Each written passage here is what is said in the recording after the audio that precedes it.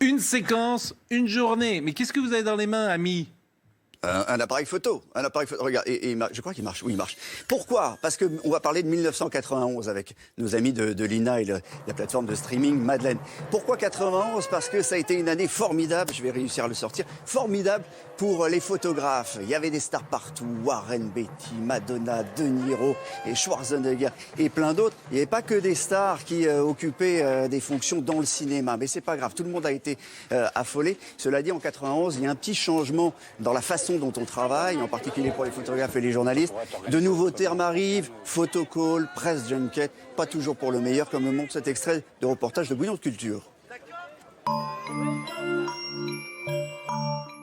On nous a emmenés devant une cabane, derrière une barrière. On nous a dit De Niro est là-bas, derrière une autre barrière. En un seul coup, on a l'impression d'ouvrir la barrière, on lâche les fauves. De Niro qui apparaît 10 minutes et il repart dans sa cabane.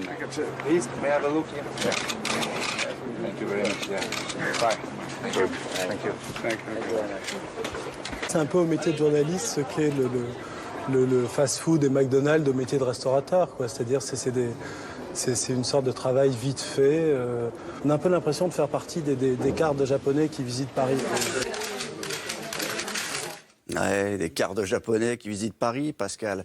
Et alors, la superstar cette année-là, en 91, c'est Madonna. Alors, Madonna, vraiment, elle est au sommet de sa carrière. Vous allez voir les images de son arrivée sur le tapis rouge. On l'attend blonde, elle est brune, ça fait beaucoup parler la presse. Sauf que dès qu'elle fait un pas, Madonna, elle est suivie par des dizaines et des dizaines de photographes et de fans. Elle vient hors compétition, mais pour le festival, pour présenter un documentaire qui s'appelle In Bed with Madonna. Et alors, ça a été compliqué, hein, vraiment pour Madonna. Et vous allez entendre la manière dont, à l'époque, on parle de la poitrine de Madonna. Je ne sais pas si ça va vous faire hurler, mais regardez, toujours extrait de ce reportage de Bouillon de Culture. Fouillée à l'aéroport de Nice par des douaniers amateurs de petites culottes, Madonna ne cesse plus depuis de courir, de fuir. Elle fuit les chasseurs d'autographes, elle fuit les collectionneurs de pins, elle fuit les obsédés sexuels. Si elle s'arrête un seul instant, 1000 personnes lui tombent dessus. Alors affolée, elle court, avec ses 4 gardes du corps. Ah, il est bien fini le temps où une star comme Marilyn Monroe se contentait d'avoir une poitrine somptueuse. Aujourd'hui, Madonna a non seulement de très beaux seins, mais aussi des poumons.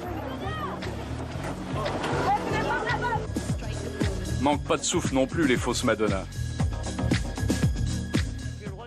Je ne sais pas si on a le droit encore de dire ça, Pascal. On a le droit ou pas ? C'est vulgaire, d'ailleurs. Je trouve pas.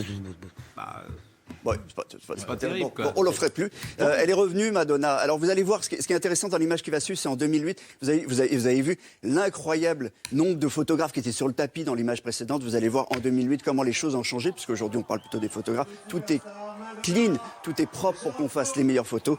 Là, elle est avec Sharon Stone. Et je terminerai juste pour vous dire qu'en quand 91... même, Sharon Stone et Madonna, il y a un petit peu de... De quoi ? De compète ? Un petit peu de star quand même sur le tapis rouge. Là. Oui, On est dans ça, c'était 2008. de la ça, star c'était quelques XXL. années. Ouais, c'était 2008. Et en 91, juste vous rappeler que c'était Barton Fink qui avait remporté des frères Cohen. Barton Fink qui avait remporté la Palme d'Or.